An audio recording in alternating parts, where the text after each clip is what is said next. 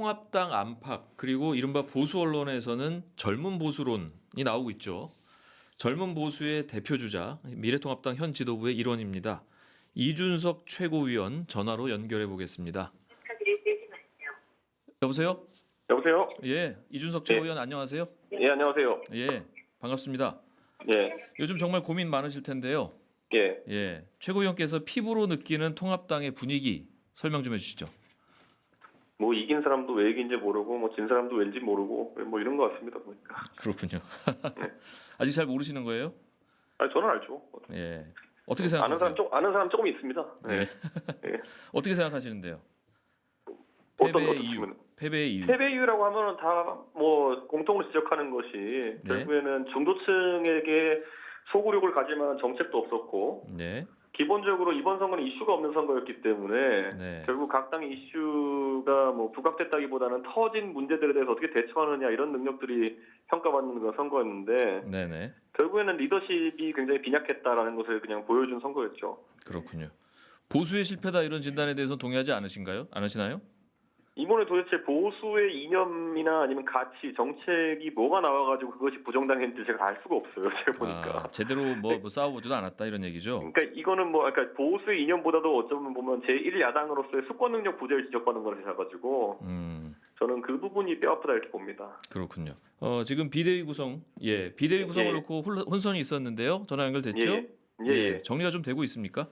뭐 사실 그 혼선이라는 것이 예. 지금 시점에서 이제 당권 주자라고 본인들이 생각하시는 분들이 조기 전당대회를 주장하시는 분들이 있거든요. 네네. 그런데 지금 상황에서 그게 이제 뭐 낙선자와 당선자 간의 갈등 이런 식으로 보도되는 것은 사실 간단히 표현하면 낙선자는 수도권이고 당선자는 영남입니다. 예. 그렇기 때문에 그 안에 헤게모니 싸움처럼 비춰지는 것이 또 한 번 뭐 당원들과 국민들은 상처를 주는 것이 아닌가 이런 생각을 하고 사실 지금 이제 김종인 비대위냐 아니냐 이런 것처럼 이제 이야기가 나오고 있는데 그렇죠. 예. 김종인 비대위라고 하는 것에 그 장점이 있을 수 있다면은 결국 본인이 이제 대선 나갈 분은 아니라고 많은 분들이 보기 때문에 사심이 없이 이제 뭔가 당무를 볼 수 있다는 측면이 있고요. 네.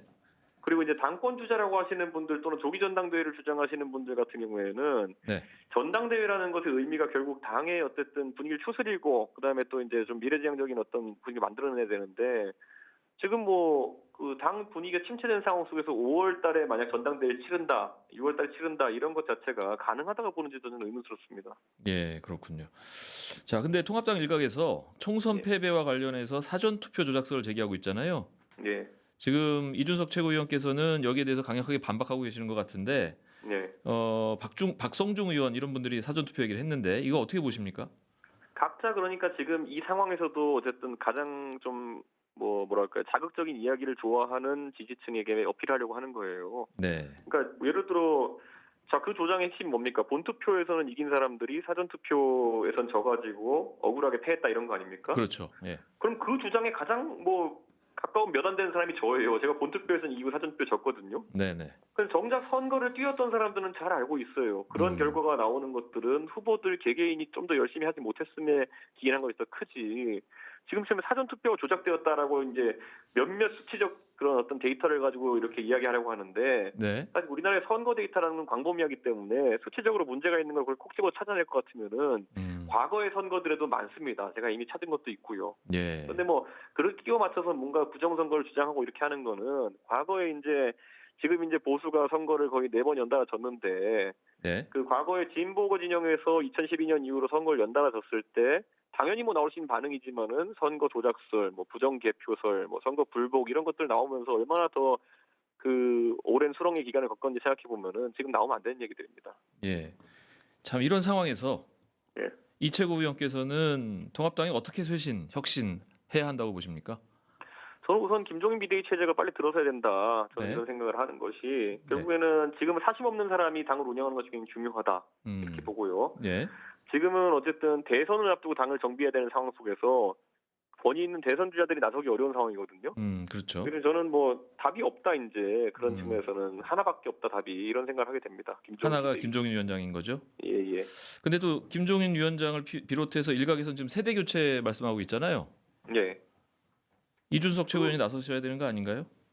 저는 좀 이제 저는 제가 뭐 직업이 최고위원인 사람처럼 돼버려가지고 예. 저는 이제 그런 역할보다는 좀 실무를 좀 보려고 하는 생각이 좀 있습니다. 실무요? 지금 이제 결국 최고위원이니 무슨 뭐 아니면 고위당직이라고 하는 것들은 네. 결국 결정적인 순간에 어떤 판단을 하느냐가 굉장히 중요한 직책이고요. 네. 근데 지금 보면은 미래통합당 내에서는 보면은 실제 일을 할 수 있는 실무 인력들, 그러니까 뭔가 기획하고 그다음에 뭔가 주도할 수 있는 사람들도 굉장히 부족합니다. 예. 그렇기 때문에 저는 이제 제가 부족함을 느낀 영역에 가서 일하고 싶은 부분이 있습니다. 좀 더 현장에서 일하고 싶다 이런 말씀이신 것 같네요. 그 현장이라 하면 예를 들어 청년 인재를 영입한다든지 발굴한다든지 이런 것들도 제 역할인데 네네. 뭐 지금 시점 봤을 때는 다른 어떤 비어 있는 공간들, 사람들이 이제는 다 이제 높은 당직이나 이런 것보다도 그 실무를 메꾸기 위한 노력들을 해야지만이 대선전에 진용을 가지고 있을 것 같습니다. 그렇군요. 이준석 최고위원께서는 어쨌든 대표나 그 비대위원장 이런 데 도전할 생각은 없으신 거네요, 아직. 뭐 시켜주지도 않고 시키도 할 생각 없습니다. 예. 예. 홍준표 전 대표 그리고 예. 김태호 전 지사, 권성동 의원 이런 분들 있잖아요. 무소속 당선자들. 예. 이런 분들하고 관계는 어떻게 해야 한다고 보십니까? 뭐 저는 그거는 당연히 새로 들어서는 지도부의 역이고 예. 그 영역이고, 제가 지금 뭐 저는 황교안 대표와 더불어 가지고 패배한 지도부의 일원이기 때문에 그런 어떤 미래지향적인 부분에 대해 가지고 네. 굳이 이게 옳다 저게 옳다까지는 말 안 하겠습니다. 비대위가 아하. 옳다 이거 정도까지는 저희의 책임이지만은 네. 그분들이 무슨 비전을 가지고 가야 될지는 완전하게 새롭게 그분들이 기획해야 된다고 봅니다. 그렇군요. 지금 김종인 전 위원장이 하는 게 맞다 이렇게 생각을 하고 계신데 예. 지금 박근혜 전 대통령 탄핵 이후에만 해도 임명진, 류석춘, 김병준, 전원책 이런 분들 당 외부 인사들이 여럿 거쳐갔지 않습니까? 예. 결과가 그렇게 뭐 좋았던 것 같지는 않거든요. 이번엔 저는 뭐 다를까요? 저는 이제 그분들이 있을 때 제가 이 당에 있지 않았기 때문에 정확히 모르지만은 네. 제가 한 가지만 그냥 뭐 들은 얘기를 전하자면은 그때 임명되었던 비대위원이나 뭐 이런 분들이 첫 번째 우리 소위 말 1픽은 아니었다고 들었습니다. 네. 그 당이 어려운 상황 속에서 한 두세 분, 세네 분에게 우선적으로 뭐 제안을 했으나 그분들이 받아들여지지 않아가지고 차순위로 제안하고 이렇게 했었는데, 네네. 저는 뭐 지금 김종인 위원장이라고 하면 그 누가 봐도 1픽이거든요. 지금 봤을 때는. 네. 그렇기 때문에 뭐 능력이나 아니면 정치적 경륜이나 아니면 이 당에 대한 이해도라든지 이런 측면에서 네. 아까 열거한 분들, 뭐 개인적으로는 굉장히 훌륭한 분들이지만은 그분들과는 다른 결과가 나올 수밖에 없다 이렇게 봅니다.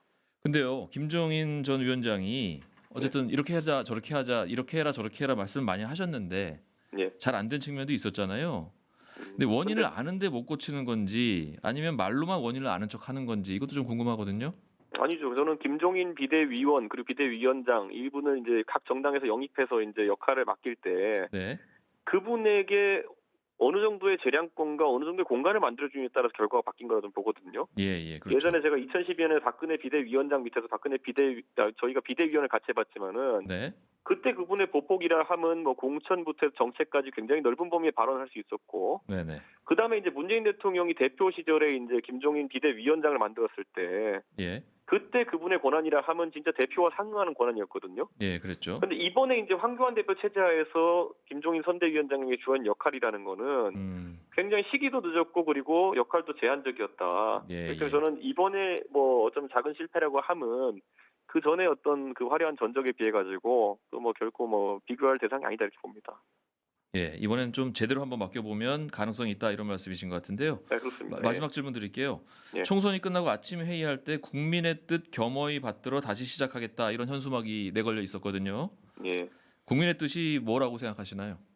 당연히 지금 이제 수권 능력이 없다고 이제 지목된 야당에 대해 가지고 개혁을 주문하는 목소리가 크다. 저는 이렇게 예. 보고 국민들도 이번에 야당의 회초리를 들면서 이렇게까지 결과가 나올지라고는 예측을 못했을 겁니다. 보면은. 그렇죠. 그렇기 때문에 분명히 국민들의 어떤 그런 마음을 잘 이해하고 그것을 구현한다면은 대선 전에 당을 재건할 수 있고요. 그게 아니라 지금 아까 말한 것처럼 스스로를 나눠가지고 뭐 당선자 대 낙선자, 영남대 호남 이렇게 영남대 아니면 수도권 이렇게 나눠 싸우면은 저는 그거는 비전이 없다 이렇게 봅니다. 예, 그렇군요.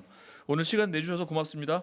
예, 감사합니다. 예, 이준석 미래통합당 최고위원이었습니다. 자, 스튜디오에 계신 두 분 지금 이 최고위원 얘기 들으셨는데 통합당에서 세대 교체 얘기가 나온 게 처음이 아닌 것 같죠. 근데 이분도 지금 뭐 비대위원장 대표 이런 데 나설 생각은 없다 이런 말씀이신 것 같아요. 어떻게 들으셨습니까? 김민아 기자 먼저 말씀하세요. 일단 이번에 통합하면서 청년들을 많이 좀 영입을 하긴 했는데 네. 제가 느끼기에는 들러리 세우는데 그쳤다고 보입니다. 네. 그러니까 지금 통화를 한 이준석 최고 정도는 좀 구력이 있는 분이지만 음.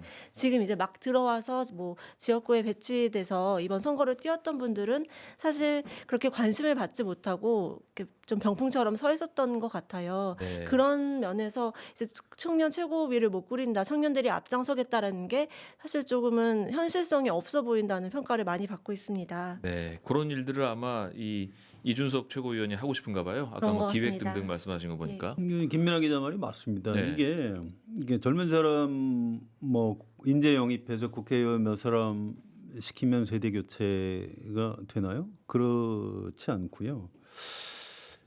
황교안 대표가 네. 1957년생.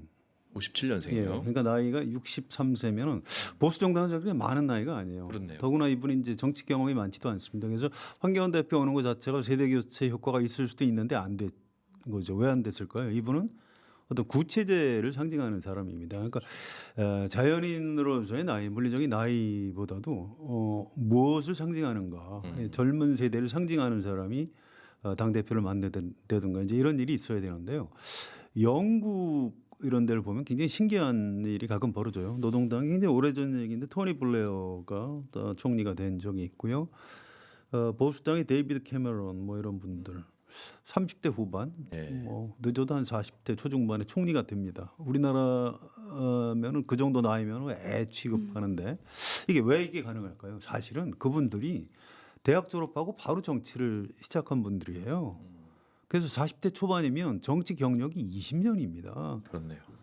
그 자연스럽게 40대 초반, 심지어 30대 후반까지 낮춰도 정치 경력이 굉장히 많은 사람, 이런 젊은 세대가 항상 준비가 돼 있는 거죠. 우리나라 현실이 어떤가요? 당내 그런 사람 있나요? 없습니다. 현재 겨우 이준석 최고위원 정도가 아주 젊을 때부터 정치를 해서 이분이 한 20년쯤 돼봐야 이제 40대일 테니까 그때 이제 당 대표가 되면 세대 교체가 되는 거죠. 이런 구조적인 문제가 있는 거예요. 네.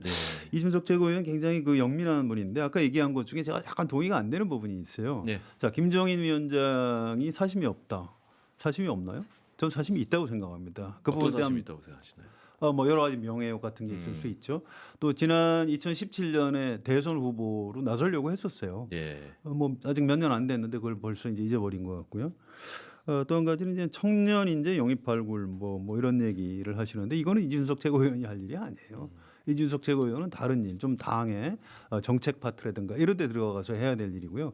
이 청년 이거는 굉장히 구조적으로 지금부터 육성을 해야 되는 문제고 이게 영입해서 발굴하고 이런 차원의 문제로 되는 게 아닙니다. 생각보다 시간이 많이 걸리는 부분입니다. 그렇군요.